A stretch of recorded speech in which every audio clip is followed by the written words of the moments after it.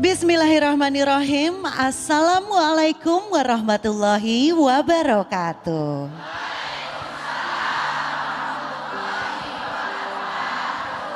Alhamdulillahirrabbilalamin, dalam keadaan sehat kita semua bisa berkumpul di sini di Masjid Agung Bogor, tentu saja di acara kesayangan kita bersama, Kajian Hati.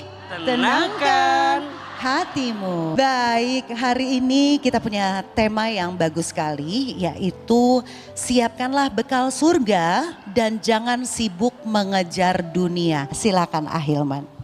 Bismillahirrahmanirrahim. Assalamualaikum warahmatullahi wabarakatuh.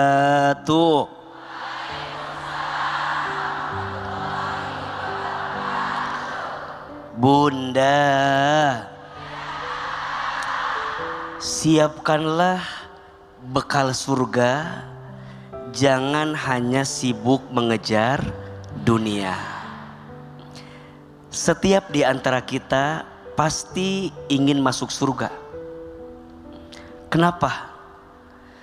Surga itu adalah tempat terbaik yang jadi tujuan setiap manusia. Untuk masuk surga banyak jalannya. Untuk masuk surga ada jalannya. Dunia itu bukan tempat tinggal, tapi dunia tempat meninggal. Banyak orang sibuk mencari dunia, tapi lupa menjadikan dunia itu sebagai bekal untuk masuk ke dalam surga.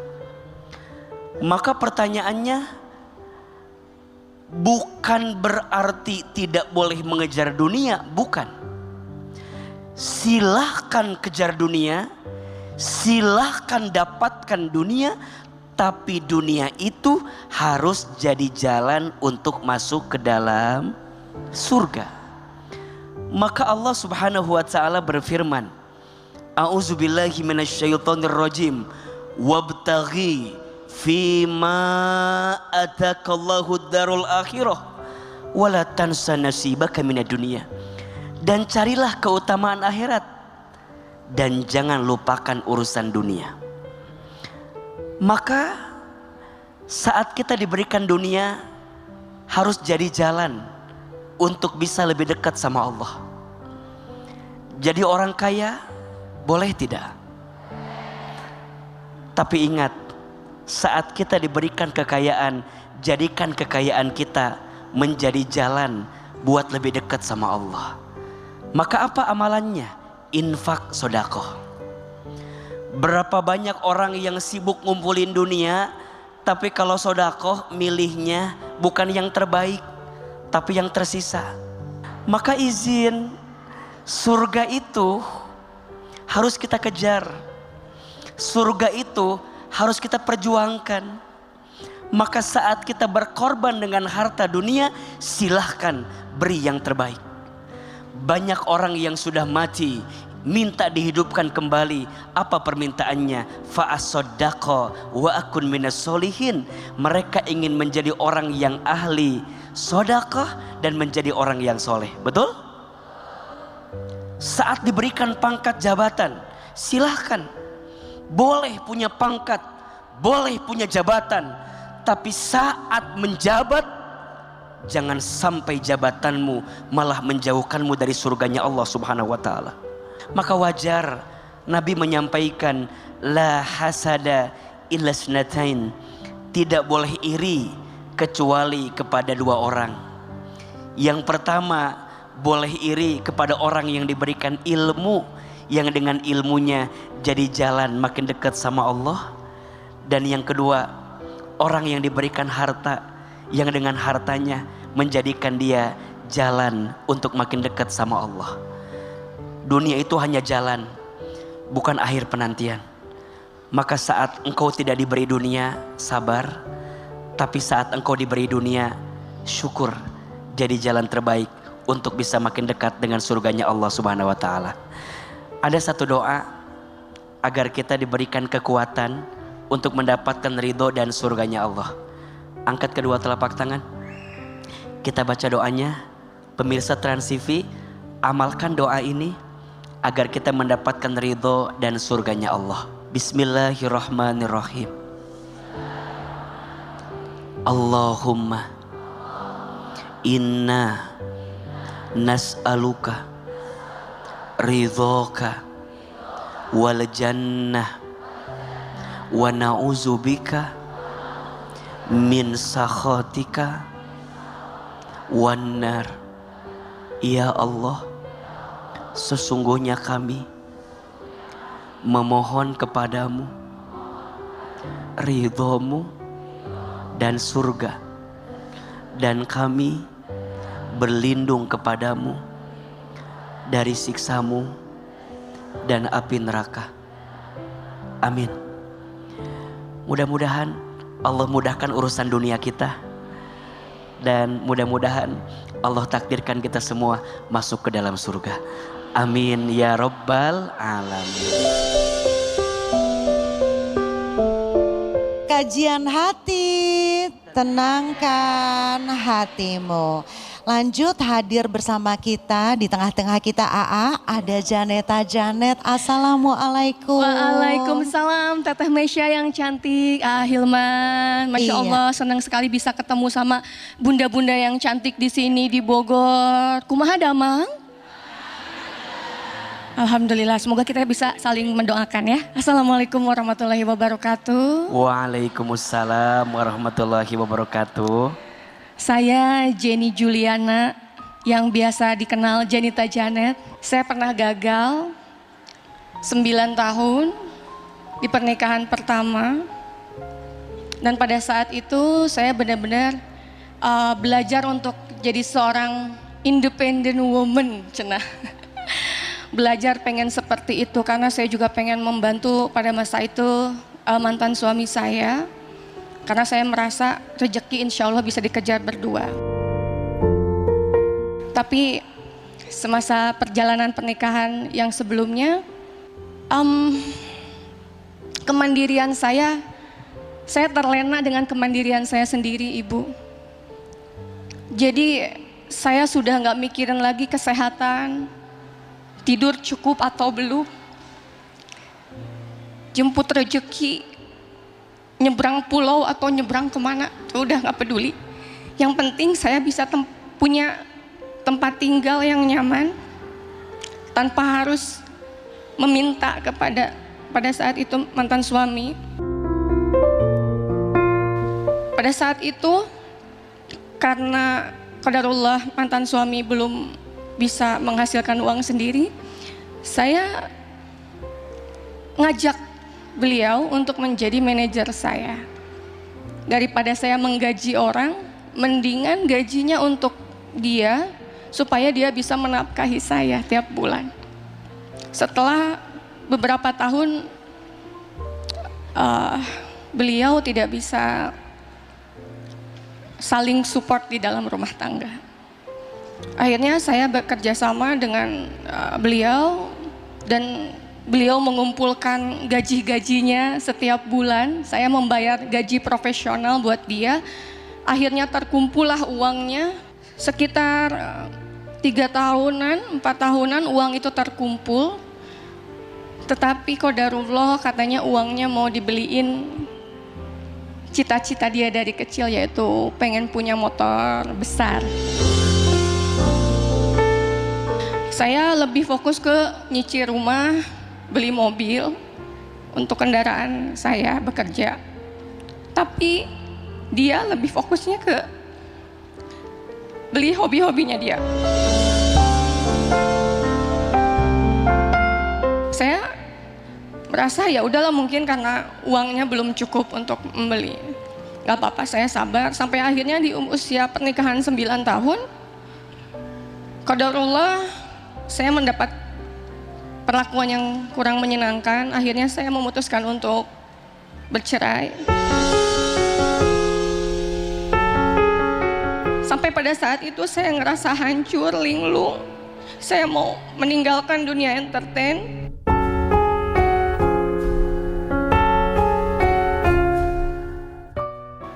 Tetapi tidak sampai di situ. Kemudian mantan suami menggugat harta gonogini dari rezeki yang sudah saya kumpulkan tanpa mengumpulkan rezeki suami yang sudah dia dapat.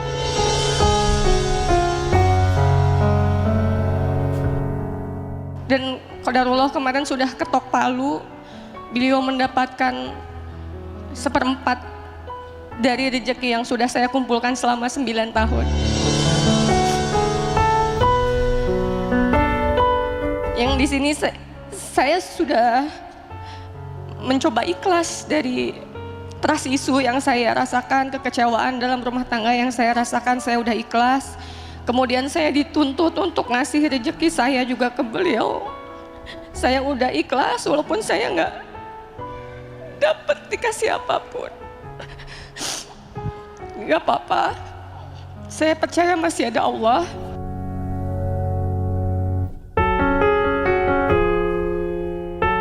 Ketika saya diingatkan kembali dengan hal tersebut, di dalam alam bawah sadar saya tuh, saya suka ke-trigger lagi.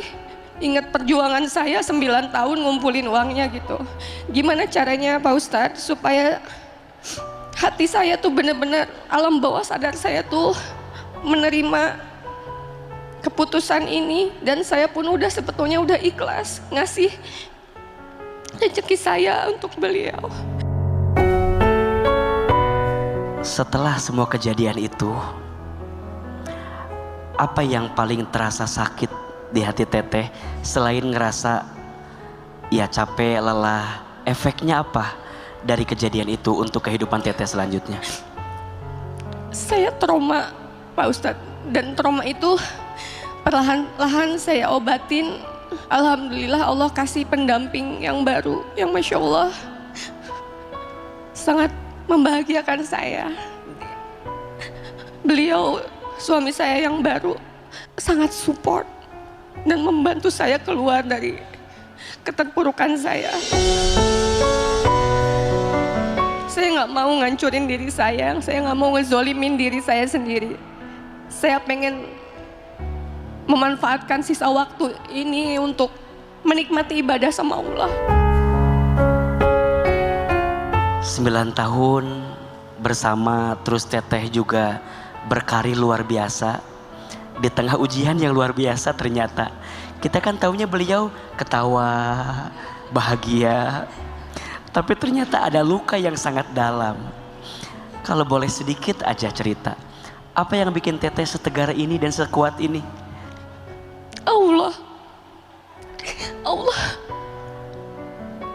Allah kabul doa-doa yang menurut saya mustahil, Ustaz.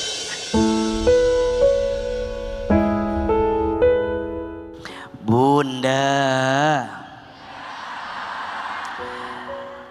ada 2 hal yang ingin coba Ahilman kuatkan dari apa yang Teteh sampaikan. Pertama, yang namanya ikhlas itu memang tidak bisa hadir begitu saja. Ikhlas itu berproses dan berprogres. Semuanya harus dilalui tanpa protes dan biasakan menyerahkan kepada Allah. Jangan pernah khawatir, setiap kebaikan yang sudah kita lakukan pasti balasannya juga kebaikan. Hal jazaul ihsan illal ihsan. Tidaklah satu kebaikan kecuali balasannya adalah kebaikan. Faman ya'mal mithqala dzarratin khairan yarah wa may ya'mal mithqala dzarratin syarran yarah. Siapa yang berbuat baik, maka Allah balas kebaikannya. Dan siapa yang berbuat buruk, maka Allah akan balas keburukannya. Teteh, Allah tahu Teteh yang berjuang. Allah lihat Teteh yang bekerja. Allah lihat Teteh yang banting tulang. Allah catat semua. Setelah dapat, Teteh harus membagi dengan orang yang seharusnya menjadi tempat berteduh, menjadi tempat bertumbuh, tapi malah kemudian menjadi orang yang paling menyakitkan hati kita. Ini pelajaran. Tolong catat baik-baik. Biasanya ujian yang paling berat itu datang dari orang yang paling dekat. Setuju? Maka poinnya, jangan terlalu bersandar kepada selain Allah. Karena apa yang sering dijadikan sandaran pasti akan yang paling menyakitkan. Maka ada beberapa cara agar kita bisa sembuh dari luka dan bisa ikhlas menerimanya. Satu, akui rasa sakit itu. Kita ini manusia, jangan ngerasa kuat kalau kita lemah. Jangan suka ngerasa kita baik-baik saja kalau kita nggak baik. Akui kalau kita sakit, akui sakit. Kalau kita terluka, akui kita terluka. Dan ingat, tidak ada tempat bercerita terbaik dari setiap rasa sakit yang kita rasakan kecuali siapa? Allah. Maka yang kedua, kembali kepada Allah. Tadi Ahilman tanya sama beliau, apa yang membuat teteh tegar? Ternyata beliau sering berdoa di sepertiga malam. Beliau menengadah kepada Allah. Beliau berbisik sama Allah. Beliau curhat sama Allah. Beliau sholat di sepertiga malam. Ingat, tidaklah ada waktu yang paling dekat antara seorang hamba dengan Allah kecuali di waktu sepertiga malam. Dalam hadis kursi Allah sampaikan, siapa yang bangun di sepertiga malam kemudian dia sholat tahajud, jika dia banyak dosa, aku ampuni dosanya. Jika dia punya kebutuhan, aku cukupi kebutuhannya. Jika dia sulit, aku mudahkan urusannya. Kenapa? Karena di waktu itu kata Allah, aku turun ke muka bumi dan aku mencari hambanya. Mana hambaku yang tahajud? Mana hambaku yang menengadah kepadaku? Itulah yang menguatkanku untuk mendekap dirimu, memeluk dirimu.